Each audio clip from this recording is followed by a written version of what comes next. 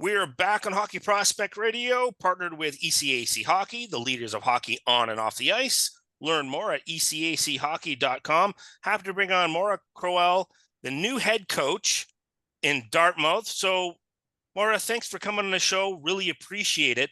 I'm actually looking forward to having this conversation because you're a former player in the ECAC at Colgate, and then you've had a long career of coaching, and you eventually came back to ECAC as an assistant coach with Harvard. Then you went and left and went to be the head coach at Minnesota Duluth, and then back into the fold again in Dartmouth. Like, what is it about the ECAC hockey that keeps drawing you back, almost back home? It's like they're calling to you. It's time to come back. Right. It's time to come back home. Well, my roots are out here, first and foremost. I am a New Englander from Massachusetts. So the ECAC is, in my backyard. And, education is really important to me, has always been important in my life. My parents instilled that in me at a young age. So you find some very good institutions in the ECAC, Dartmouth being one of them. And I think the ECAC as a league has some of the best teams in the country, and competition wise, that's exciting for me. I want to be a part of something that's competitive and striving to win national championships. So that's the drawback to ECAC hockey. I'm sure a lot of the alumni in the hockey industry that are, from Dartmouth are like cheering you on. I'm sure you're going to get texts throughout the season, and talk about that alumni from Dartmouth, but also the ECAC and how like encouraging they are and collaborative. But when you need to lean on those people, they always seem to band together. There's something about that group of colleges and universities that, for even if you're competitors off the ice, like they're very collaborative, and it's something that I have noticed. Yeah, absolutely. Right when I got the job, I was hearing from some Dartmouth alums right away. I've had several phone calls and Zoom calls with them, and they've been nothing short of amazing, incredibly supportive of not only me and the direction we want to take the program, but more importantly, the players, the current players. And they have programs like mentor programs and different things that they put on for our players to stay connected. And they really care. And I think, that collaboration that you said across different programs, I think there's a lot of pride in the ECAC, in the past, in the present, and where it's going. So I think whatever you're sensing through these calls is very true. One of the interesting things that perhaps a lot of the hockey world may not realize is the number of women hockey players that are in the top scoring, or they become executives in hockey, or head coaches in hockey, or leaders in other vocations. Like, the number is actually quite staggering when I took a look at it. Like, I knew it was going to be, impressive, but that's a formidable group that whatever is going on in ECAC, and I'm sure it happens in Dartmouth, the women just like they flourish there academically, but then on the ice as well. Yeah, I think, that's what Ivy League sports are all about. It's excellence in what you're competing in, whatever sport that might be, as well as in the classroom, right? So you're going to find the brightest, the best, the most driven, passionate people coming out of these colleges and universities. And I think when you have a whole collection of them, it's, a rising tide lifts all boats. Talk about that, because as a coach, you can walk into the locker room and there's no excuses from your players because you were that student athlete in an ECAC environment, and having to juggle academics and training and practice. And then the weekends you have games, and you're facing one opponent on a Friday night, then Saturday night, it's a different opponent, and having to deal with all those different variables. From your perspective, how much of a grit factor does that build up mentally and emotionally in your athletes so that can sustain them through the rest of their lives? Yes, I think it is grit. That's a good word for it. It takes a certain individual that wants to be great at whatever she's doing.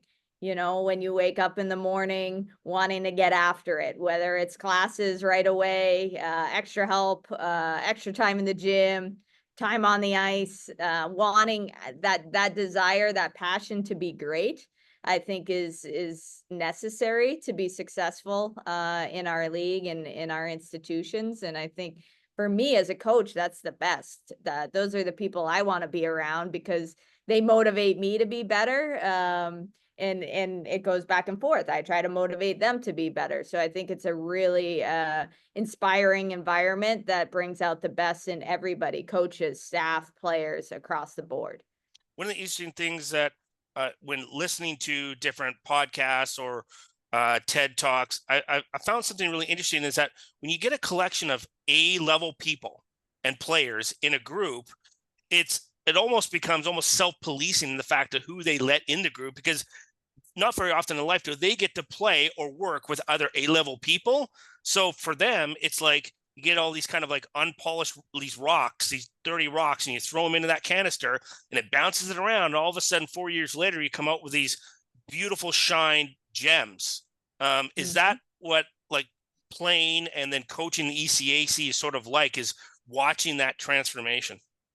Yeah, I mean, that's the best part of coaching is watching and helping that development from day one when you're recruiting them to when they graduate from your program, to see how they've grown, individually, collectively, and on and off the ice. And I think, does it just happen?